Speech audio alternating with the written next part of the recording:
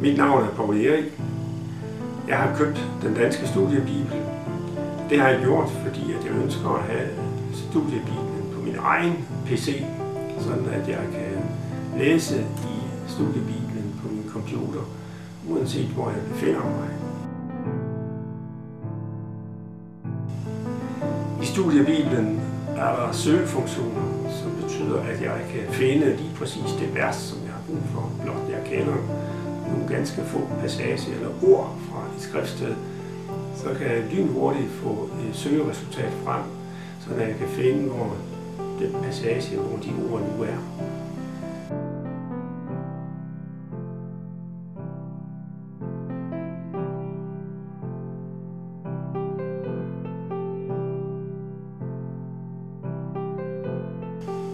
I studiebibelen, der kan jeg se flere forskellige oversættelser, versioner af Bibelen på skærmen på samme tid. Jeg kan se den i en dansk udgave, jeg kan se den i norsk og en svensk og i 2 engelske udgaver.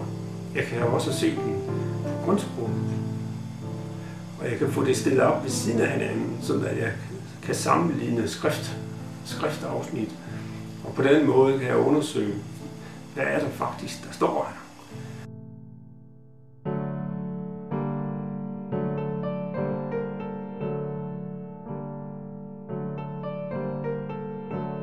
Der er også et kommentarværk, der ligger op til flere kommentarer, ganske vist på engelsk, i studiebibelen, så jeg kan grave ned og finde ud af, hvad er det faktisk, der står i. Hvad mener andre bibelforskere omkring fortolkningen af et givet afsnit.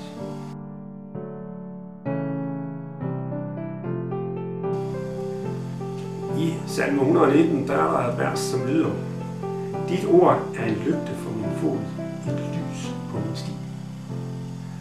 Studiebibelen er med til at kaste